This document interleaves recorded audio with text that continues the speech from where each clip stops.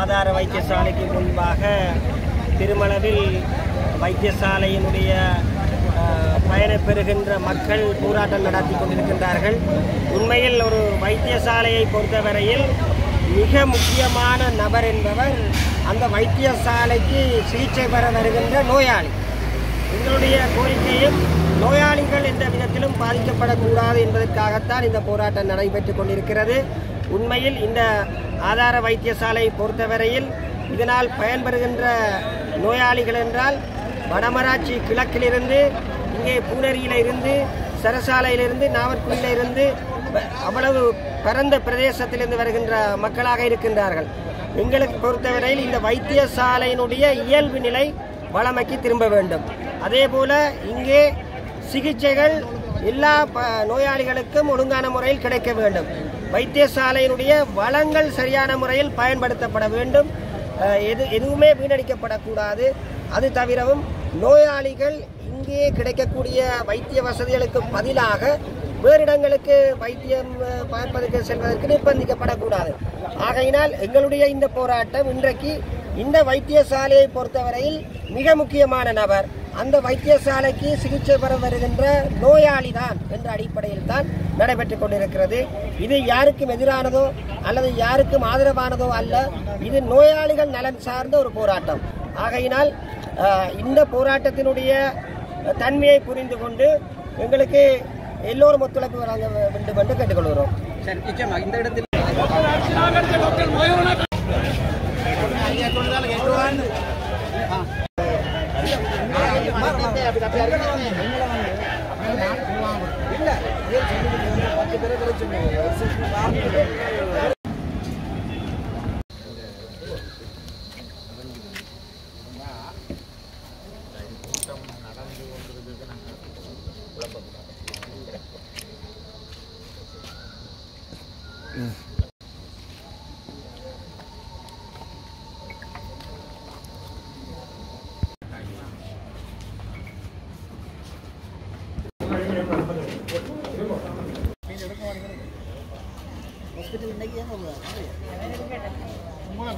சின்ன வயசுல நம்பி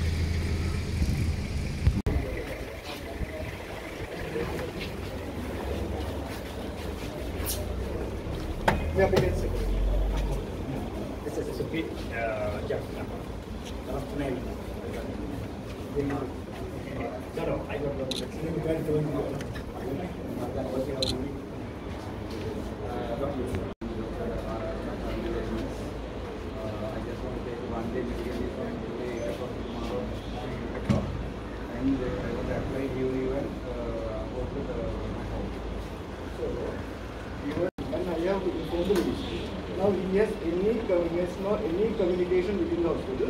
Please remove him from the premises. Otherwise, I will leave. I can't tolerate this. Now he came here, threatened me and abused me. So I can't tolerate these things. So you observe that myself, health secretary, we were there throughout the hospital last night. We don't want to stay here. I am the commission director. He is the health secretary. We could have easily appointed someone else here. We can luckily enjoy there and see what's happening here. So we didn't come to that position because of the people. So if you are trading like that, we will go because we realize that we don't have any security here. Please let us go. I will inform governor and I will leave with secretary and all my team. So that's why I came with him, because I told him to go from here. He doesn't have any legal rights to stay here. Actually, we don't know about that. I am the department that please believe me. I don't have problem with you all that myself. Actually, so I also did sleep since last week. Yes, I understand. So not only you, that's why entire police department. Of course, yeah. Now see how another So he is giving that much of trouble to the same people for 3 days when you were strike. Remember that. Second thing is, let me talk 1 second, sir. Legally, I was not on duty just a day, but I saved the people. I saved the people for 3 days without eating, even though I am a diabetic patient. Today morning 8 o'clock my work starts. Legally, I informed him I have the records of calling. I am going to take a medical leave for a day. So today I am on medical leave and I will be in the quarters. If you want to talk legally, I will also can talk legally. Also, I will be in the quarters for 24 hours because I am very much threatened by the PD and rest of the people. And he said I am threatening him. So you can see who is threatening whom, who is relaxed and who is kind of agitated. So today morning 8 o'clock, tomorrow morning 8 o'clock, I am on medical leave because I am a diabetic patient. So that's what I wanted to show my 186 blood sugar. Yeah, but, Right? but they arrange everything, medicine, Yes, everything, they arrange sir, you are hospital. saying, sir, Because when I come I to the drank the ETU, medicine. they arrange everything. Yes, I You can do that, no problem. let me talk. To check You my will offer blood. them other problems. You can carry on. Sir, I checked the blood sugar. It was 186. I took 1 gram metformin. Anybody, even the simple person can understand I am a diabetic patient. Now from 8 o'clock to tomorrow morning 8 o'clock, I will be in medical leave. I was supposed to be in the quarters because it's my own risk to travel to Colombo. If somebody bomb me in the road because of any election or something political reason, I will be dying. But I am more than happy to bring my body here and burn. But the second thing is, sir personally asked me, if I am staying here, the problem will be escalated.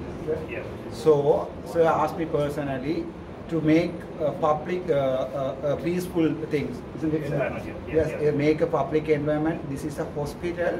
This is not a school or this is not a university or anything to strike and break things and things. This is a hospital. If the things is going on for today or tomorrow, if I am alone here, I will manage all the patients. That's why I did for 3 days.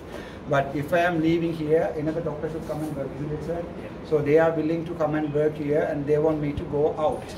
So unfortunately, for this 24-hour period, I am not supposed to go. I can talk legally, but to make the things cool down, every people, even who are protesting outside, I don't want them to even get a small stretch, isn't it, sir? Yeah, definitely. Yeah, so they want to go home, and then I can go. I can get a leave and stay at home. I don't have to go anywhere. Meantime, the things will be settled in a higher level, like the president and things. So the That's things will right. be settled. I'll be served peace, isn't it, sir? Yeah. I'll be served peace, and those doctors who thinks they have the rights, they will be also served peace. That's what Sir came personally. Sir has done nothing to me. Sir spoke to me like my father. Came to me, and then I saw him. I have no water. When I was coming, you were coming. I was bathing, isn't it, sir? Yeah. Right. So I was with a towel. So then Sir gave me 10 minutes to quickly get it up. I can't come with a towel and go out.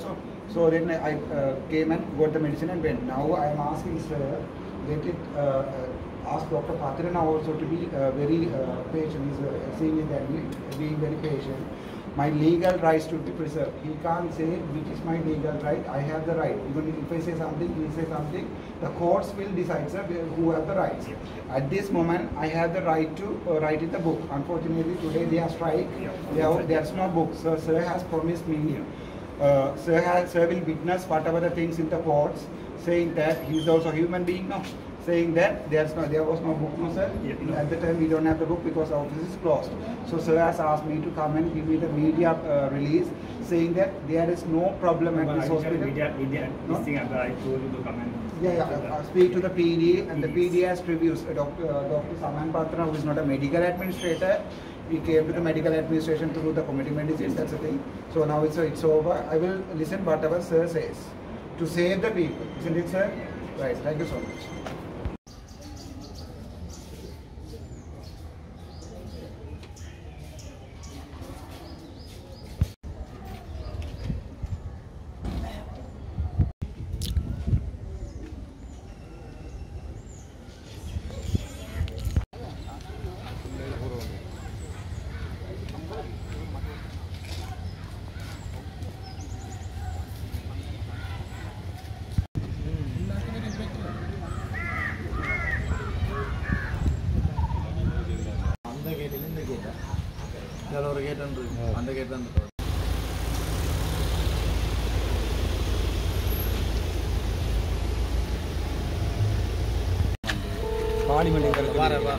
இங்கே கதைப்பை வந்து கேட்டுனான் நான் இல்லை இங்கே கதைக்கு இல்லாத president சொல்லியிருக்காரு ஓடியா இங்கே அவன் என் ஃப்ரெண்ட் வருவான் அவனை விடுமா அப்போ என்னென்றால் இப்போ அங்கேருந்து போல் வந்து எனக்கு மேலே இதில் இருந்து அங்கே பார்லிமெண்ட்டில் இப்போ கதைப்படுது இது இப்போ சொன்னோம்னா அங்கே பார்லிமெண்ட்டுக்கு வாங்க பார்லிமெண்ட்டில் கதை பண்ணி அங்கே காய்ச்சி பிரச்சனை தீர்ப்போம் மற்றது வேறு ரணேஸ்வர் டைம் இது போயிட்டு அதை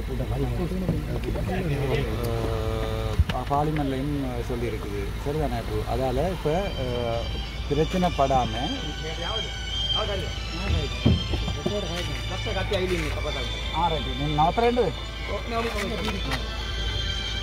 ஏன் டாக்டர் எங்களுக்கு ஒரு 10 நிமிஷம் ஒதுக்கி கதைக்க முடியாது கரெக்ட் நான் 10 நிமிஷம் ஃபுல்லாக எடுத்து காய்க்கிறேன் எனக்கு சட்டப்படி அடிச்சு தூக்கினா கொஞ்சம் வெளியே வந்து முன்னுக்கு பாருங்க சார் கேட்டுக்கு பாருங்க இல்லை பார்லிமெண்ட்டில் பிரச்சனை அங்கே போய் கொண்டு பார்லிமெண்ட்டில்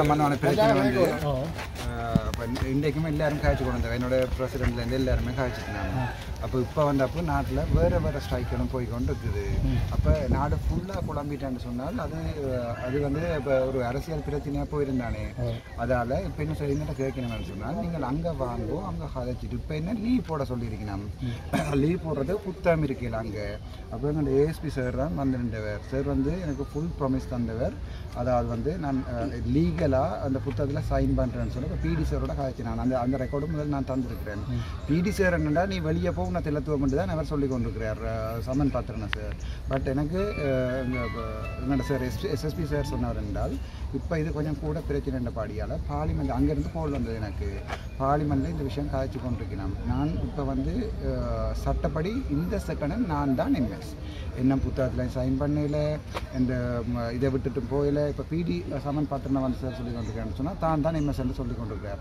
அது வந்து கோர்ட்ஸ் தான் தீர்மானிக்கணும் யார் எம்எஸ்ன்றது இப்போ நானும் இந்த விருப்பத்தை சொல்லி கொண்டிருக்கேன் நீங்கள் உள்ள சொல்லலாம் நீங்கள் தான் எம்எஸ்ன்னு சொல்லி அதால் இப்போ ஒரு பிரச்சனையும் இல்லை இப்போ இந்த பிரச்சனையை பார்லிமெண்ட்டாக கதைக்கும் பிறக்கும் அப்போ நாங்கள் இப்போ நானும் நிற்க நீங்களும் கூட யாராவது ஒரு பிரச்சனை ஒன்று கூடி கச்சமயம் வந்து இதில் ஒரு ஆளுக்கு உயிரோடு வந்தால் என்னால் அப்போ ஒரு இதுக்கும் ஒன்றுமே நடக்கக்கூடாதுன்னு நான் நினைக்கிறேன்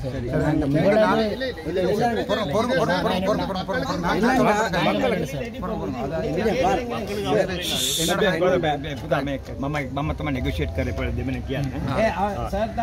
එතකොට මේ හොස්පිටල් එක ඇතුළේනේ. උතර මටත් හොඳ නැහැ මේ ප්‍රශ්නයක් කරලා කෑ ගහන්න එපා. අපි peacefully living කරමු. පැහැදිලිනේ? මම උදේ කිව්වනේ. මම කියලානේ ආවේ පැය දෙකෙන් වැඩේ කරනවා කියලා. right? சார் சொல்கிறேன் 5 பேரும் இப்படி செய்யவே 3 நாள் செய்து சாவிட்டதே பிள்ளை நானும் அதே பிள்ளையை விடக்கூடாது மமத்தை வரதக்கரண்டு பேனிஸ் ஏகுள்ள கரப்பு வரதக் மமத்தை நீங்கள் தான் திரும்பி எம்எஸ்ஆ வெறிவியல்ன்றதுக்கு என்ன உத்தரவாதம் எங்கட மக்களுக்கு வாய் மூலம் உத்தரவாதம் சொல்லியிருக்கணும் இதே பார்லிமெண்ட்ல கழிச்சு பிரசிடண்டோடையும் கழிச்சு சட்டப்படி நான் சுப்ரீம் கோர்ட்ஸ்லையும் போனாலும் நான் தான் எம்எஸ் මේක තීන්දුව තීරණය ගන්න පුළුවන් වෙන්නේ මේකට කාටද ගන්න බෑ ගන්න වෙන්නේ පාර්ලිමේන්තු එකෙන් හරි අමාත්‍යතුමාට හරි තමයි මේ තීන්දුව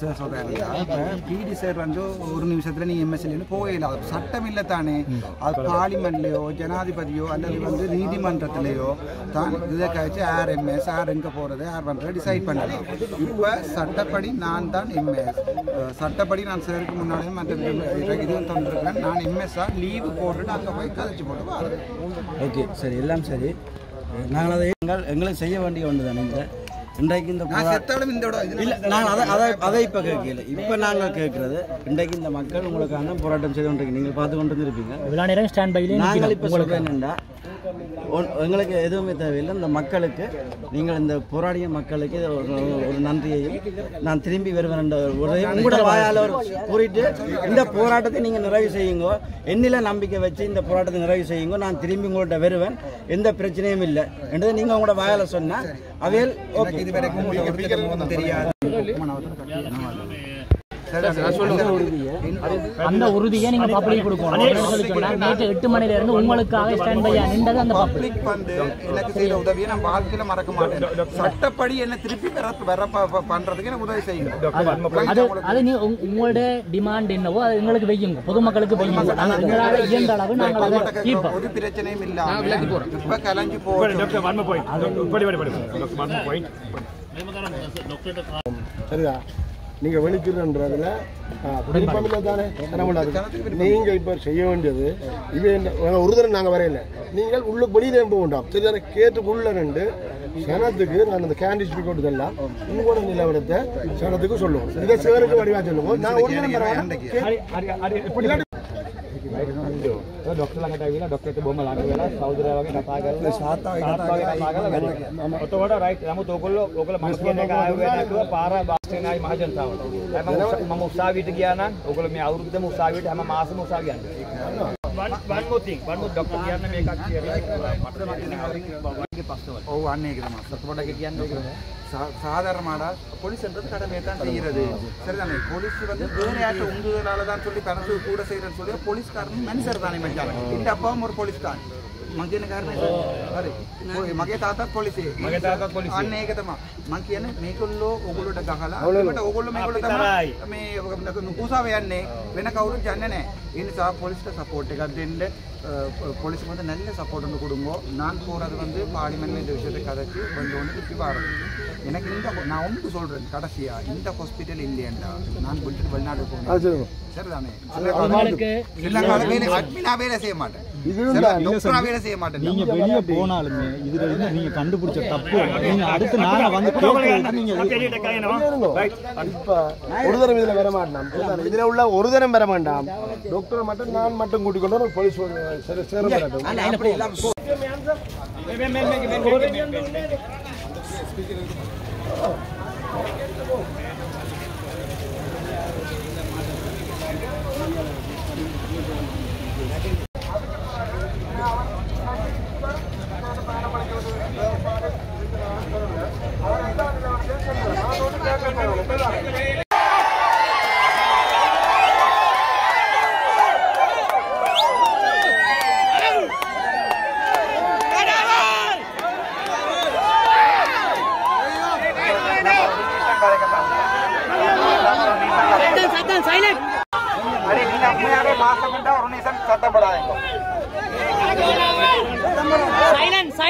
அப்போ என்ன உண்மையாவே பாசமண்டா ஒரு நிமிஷம் எனக்கு அதை கொடுக்கும் அதே நான் ஜாழ்ப்பாணத்துல பிறந்த ஜாழ்ப்பாண தமிழன் சரிதானே உங்களுக்கு எனக்காண்டி நீங்கள் இன்றைக்கு சாகரத்துக்கு ரெடியா இதுல நிக்கிறீங்க சரிதானே நான் அது என்ற உயிர் போனாலும் மறக்க மாட்டேன் எனக்கு இப்ப அங்க பார்லிமெண்ட்ல இருந்து சொல்லி இருக்கணும் இந்த பிரச்சனைய பார்லிமெண்ட்ல கதைக்கிறோம்னு சொல்லி இருக்கணும் சரிதானே அப்ப இப்ப நான் என்ன பார்லிமெண்ட்டுக்கு வர சொல்லி இருக்கணும் அங்க கதைச்சு இந்த ஹாஸ்பிட்டலுக்கு திருப்பி எனக்குரிய நியாயத்தையும் மக்களுக்குரிய நியாயத்தையும் செய்து தரேன்னு சொல்லி இருக்கணும் அப்ப சரிதானே இப்ப நான் பார்லிமெண்ட்டுக்கு போய் இது கதைக்கலைன்னு சொன்னா என்னால் இதை வின் பண்ண இயலாது சரிதானே சட்டப்படி நான் போய் எல்லா விஷயம் நான் இந்த வரைக்கும் அப்ப இவ்வளவு நாளும் இந்த ஹாஸ்பிட்டல் இருந்த நான் ஒருத்தரை கூட சாவிடையில ஆனா 25 டாக்டர்ஸும் பிடியா இருக்கட்டும் யாரும் எல்லாரும் போய் அங்க நின்றவே செத்தா என்ன பிரச்சனை கூடுமாண்டு நான் ஜோதினா எந்த கையால ஒருத்தர் சாகக்கூடாது 3 நாள் நான் சாப்பிடவா பார்த்தேன் உண்மையாவே இல்ல உங்களுக்கு அன்பு இருந்தேன்டா எனக்கு நான் பாக்குறேன்னு சொன்னா பிரச்சனை கூடி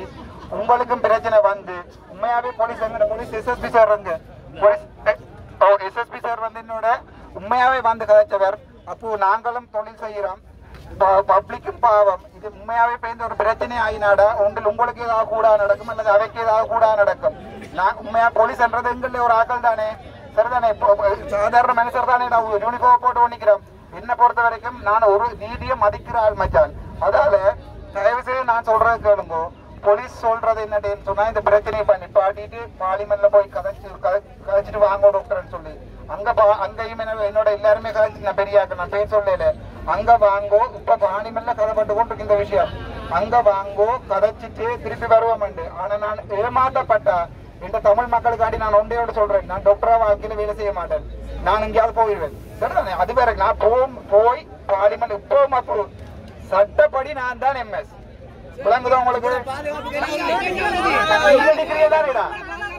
நீங்க நிக்கிறீங்க தானே என்ன கொண்டு விட மாட்டீங்க பவுனியாக்கம்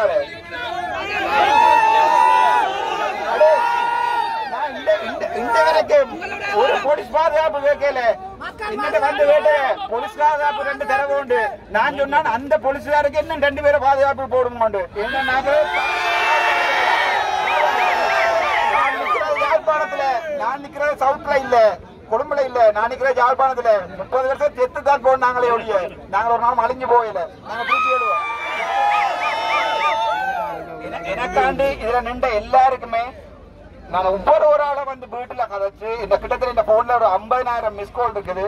ஒவ்வொரு ஆளா வீட்டுல வந்து நான் கதைச்சு உங்களுக்கு நன்றி கூறி நான் போவேன். எனக்காண்டி ஒரு உதவி செய்யுமோ என்ன பத்திரமா கொண்டே வவுனியா வரைக்கும் விடுங்க. போலீஸ்கிட்ட கேட்கல பத்திரமா வந்து விட சொல்லி உங்கள்கிட்ட தான் கேட்கிறேன். நான் பார்லிமெண்ட் போய் என்ன அரசியல் விட சொல்ல கேட்கல. நான் டாக்டராவே சாவணும் ஆசைப்படுறேன். நான் டாக்டரா இந்த நாட்டை திருத்தி காட்டுவேன். 25 வருஷம் சிஸ்டத்துல இருப்பேன் மச்சான். சரிதானே? நான் இந்த நாட்டை திருத்தி காட்டுவேன். ஒரு நாளைக்கு ஒரு டாக்டர் விட்டு போட்டு போய் பிரைவேட்ல செய்ய மாட்டேன். இதுல நான் இது உயிரோடு இருக்கும் வரைக்கும் அது நடக்காது. செத்தா இது நான் போய் கஞ்சா செத்தா பொடியை கொண்டு சாவச்சில் நடுவில் வச்சு நிக்கணும். வேற ஒருத்தரையும் கொடுக்க கூடாது. நீங்களா வேணா பாதுகாப்பு தந்து போக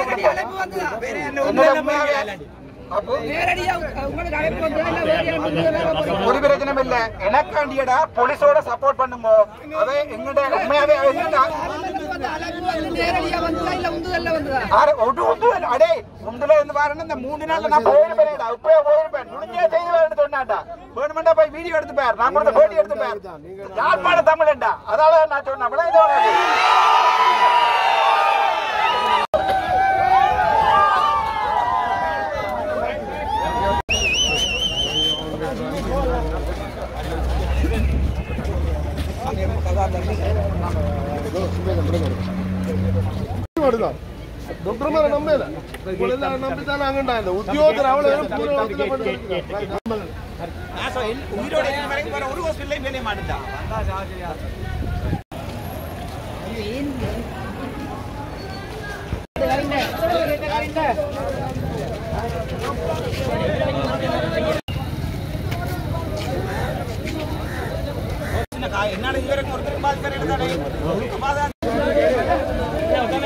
டாக்டர் என்ன சைட்டு போனா காணும்.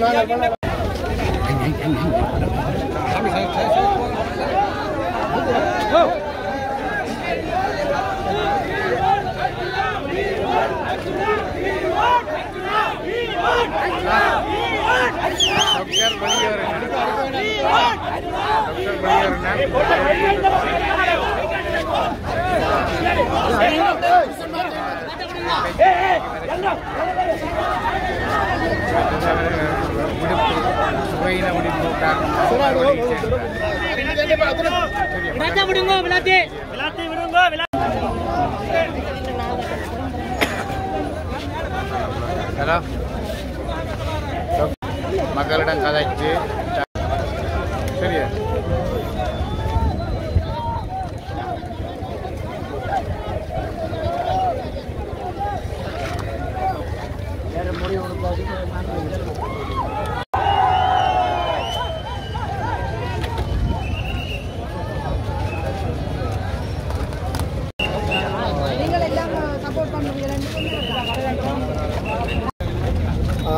இந்த சாவச்சேரி பிரதேசத்தில் உள்ள ஆதார வைத்தியசாலையினுடைய நிலைமை தொடர்பாகவும் இந்த வைத்திய அத்தியட்சருக்கான கிராண்டர் தொடர்பாகவுமான பிரச்சனை, அதேபோல வைத்தியசாலையினுடைய தரப்படுத்தல், அதேபோல வைத்தியசாலை இயங்கு நிலைக்கு வருதல் தொடர்பான பிரச்சனைக்கு எதிராக ஸ்தம்பிதமடைந்திருந்த வைத்தியசாலை இயங்க வைக்கும் மூலமாக இன்று ஒரு கவனஈர்ப்பு போராட்டம் ஒன்று பொதுமக்கள் அணிதிரண்டு செய்திருந்தார்கள். அதாவது வைத்தியசாலைக்கு முன்பாக உண்மையிலே ஒரு குறுகிய நேரம், உதாரணமாக நாங்கள் வந்து யாருமே இந்த அழைப்பை ஒருவருக்கொருவர் விடவில்லை. ஒரு சிலர் இந்த துண்டு பிரசுரங்களை மட்டும்தான் வழங்கினார்கள். மற்றவர்கள் சிலர் தங்களுடைய வாய்மொழி ஊடாக இந்த பொது அமைப்புகள், பொது நிறுவனங்கள், இந்த வர்த்தக அமைப்புகள் எல்லோருமாக சேர்ந்து தாங்களே இந்த அநீதி நிகழ்கின்றது இந்த சாவச்சேரி ஆதார வைத்தியசாலையில் இந்த அநீதிக்கு எதிராக குரல் கொடுக்க வேண்டும், இந்த அநீதிக்கு ஒரு நீதியை நாங்கள் தேட வேண்டும் என்பதற்காக எல்லோரையும் வருகை எல்லா தரப்பினரும் இணைந்து அழைத்திருந்தோம். அந்த அழைப்பை ஏற்று எண்ணிலடங்காத மக்கள் இந்த எங்களுடைய இந்த கவனஈர்ப்பு போராட்டத்துக்காக வருகை தந்ததற்கு மேலே நாங்கள் மிக்க நன்றி அறிதலை தெரிவித்துக் கொள்கிறோம். எல்லா அமைப்புகள் சார்பாக கிட்டத்தட்ட தென்மராட்சியினுடன் 35-40 அமைப்புகள் ஒன்றிணைந்து இந்த கலந்துரையாடலை மேற்கொண்டு அதன் அடிப்படையில் தாங்களே அறிக்கையிட்டார்கள். அது மாத்திரமில்லை, இந்த சமூக வலைத்தளங்கள் ஊடகங்கள் தங்களுடைய 100% பங்களிப்பு ஒவ்வொருத்தரும் தங்களுடைய என்னென்ன வலைத்தளங்களூடாகவோ இல்லை தவிர சமூக ஊடகங்களூடாகவோ அதே போல இலத்திரனியல் ஊடகங்களூடாகவோ இந்த செய்திகளை உடனுக்குடன் அந்த கணத்திலேயே பரப்பியதனூடாக மக்கள் நேற்று இரவு கூட 4 மணிக்கு ஒரு பிரச்சனை, அதாவது வைத்தியரை மாற்றலாக்குறதுக்காக கண்டிப்பான உத்தரவோடு போலீசாரும் மாகாண கல்வி பணிப்பாளர் அதே போல மாகாண சுகாதார பணிப்பாளர் எல்லோரும் வந்திருந்தார்கள். அவரை உடனடியாக பணியை நீக்கிறது ராஞ்சராகி செல்றதுக்கான வாய்ப்பு ஒரு இது தகவல்களை இந்த சமூக ஊடகங்கள் சமூக வலைத்தளங்கள் ஊடாக வழங்கி இருந்தோம். அந்த வழங்கியதன் பிரகாரம் நான் ஆயிரக்கணக்கில் 4 மணி தொடக்கம் இன்று வரைக்கும் 1000க்கும் மேற்பட்ட மக்கள் ஒன்று கூடி இந்த எதிர்ப்பு விடயத்தை மேற்கொண்டதன் காரணமாக இன்றைக்கு வைத்தியருக்கு ஜனாதிபதி செயலகத்திலிருந்து அழைப்பு வந்திருக்கின்றது. ஜனாதிபதி உமக்கான நீதி கிடைக்க நாங்கள் வழி செய்கிறோம் என்று சொல்லியும் அதற்காக பாராளுமன்றத்தில் இந்த விடயம் எடுக்கப்பட்டு கலந்துரையாடப்பட்டு கொண்டிருப்பதாகவும் ஜனாதிபதி செயலகத்துக்கு வந்து ஜனாதிபதி செயலகத்தினுடைய அந்த கலந்துரையாடல் பிரகாரம் தான் இந்த வைத்தியசாலைக்கு வைத்திய அத்தியட்சராக வர வேண்டும், அது தருவார்கள். அப்படி தர தவறினா தான் தன்னுடைய வைத்திய பணியிலிருந்து தான் விலகி வேறு தொழிலுக்கு தான் செல்வதாகவும் கூறி இந்த மக்கள் எல்லோருக்கும் நன்றி தெரிவித்து இந்த விடயத்தை இந்த எங்களுடைய கவனிப்பு போராட்டத்துக்கு ஒத்துழைப்பு வழங்கி எல்லா தரப்பினர் ஊடகங்கள்லேருந்து மக்கள்லேருந்து நலம் விரும்பிகள் எல்லாருக்கும் எல்லா உதவிகளும் செய்த எல்லா தரப்பினருக்கும் நன்றி கூறி சென்றிருக்கிறோம். அதே மாதிரியான நன்றியை நாங்களும் எங்களுடைய இந்த ஒழுங்குபடுத்தின எல்லோரும் ஒழுங்குபடுத்தினார்கள். அந்த வகையில் நானும் என்னுடைய நன்றி அறிதலும் எங்களுடைய எல்லோருடைய நன்றி அறிதலையும் எல்லாருக்கும் தெரிவிச்சிருக்கிறோம். நன்றி, வணக்கம். செல்வராஜி மிருசுவில சேர்ந்தனான். எங்களது ஆதார வைத்தியசாலைன்றது இன்றைக்கு நேற்று ஆரம்பிக்கப்பட்ட வைத்தியசாலை இல்லை, யாழ்ப்பாணம் போதனா வைத்தியசாலைக்கு ஈடாக யுத்த காலத்தில் இந்த ஆஸ்பத்திரியில் காப்பாற்றப்பட்ட உயிர்களோட எண்ணிக்கை மிக அதிகம். இங்கே வைத்தியராக பணிபுரிஞ்ச ஒரு வைத்தியரை மக்கள் டாக்டர்னு கூப்பிடுறதில்ல, கடவுள்ன்ட்டு தான் கூப்பிடுறது. ஏனென்றால் அவர் அப்படித்தான் இந்த மக்களுக்கான சேவையை செய்தவர். இந்த வைத்தியசாலை அப்படியான ஒரு வைத்தியசாலை. இந்த வைத்தியசாலைக்கு இப்போ வந்து நல்லாட்சியர் சங்கத்தின் காலத்தில் ஒரு ஆக்சிடென்ட் போர்டு கட்டப்பட்டது. அதுக்கண்டு அனைத்து உபகரணங்களும் ஒரு என்ஜிஓவால் வழங்கப்பட்டது. அந்த அதில் வழங்கப்பட்ட அந்த இயந்திரத்தின் பெறுமதி மட்டும் ஒரு இயந்திரத்தின் பெறுமதி 17,000 மில்லியன் அமெரிக்கன் டாலர். அந்த இயந்திரம் இங்கிருந்து திருட்டுத்தனமாக ஏற்றப்பட்டு கொண்டு செல்லப்பட்டிருக்கு. அதில் ஏனைய எக்ஸ்பெரிமெண்ட்ஸ் என்ற சில உபகரணங்கள் கொண்டு செல்லப்பட்டிருக்கு. அது எங்கே போனதுன்னு தெரியல. இதை வெளிப்படுத்தினபடியால் டாக்டர் இலக்கு வைக்கப்பட்டார். இன்னொரு அரசு ஆஸ்பத்திரியில் வேலை செய்கிற ஒரு வைத்தியர் அத்துமுறை உள்ளுக்கு புகுந்து அவருக்கு அடித்தவர். அதுக்கு நடவடிக்கை எடுக்கல. ஆனால் மக்களுக்காக கொண்டு வரப்பட்ட அரசாங்கத்தால் தரப்பட்ட இந்த விடயங்கள் களவு போன விடயத்தை தெரியப்படுத்தின ஒரு வைத்தியரை தனிமைப்படுத்தி இரவோடு 8 மணிக்கு ஆன்சர் ஆர்டர் கொண்டு வந்து இல்லாட்டி கைது செய்வோம் என்று அவரை மிரட்டி அதை நீங்கள் செய்ய வலிக்கிட்ட என்றால் இந்த நாட்டில் அரசாங்கம் ஏன் இருக்குது, சட்டம் ஏன் இருக்குது, நீதித்துறை ஏன் இருக்குது, சட்டம் ஒழுங்கை பாதுகாக்கிற போலீஸ் ஏன் இருக்குது என்ற கேள்வி மக்கள் ஐயங்கள்ட்ட இருக்கு. இதுக்கு முடிவு வேணும். நன்றி, வணக்கம்.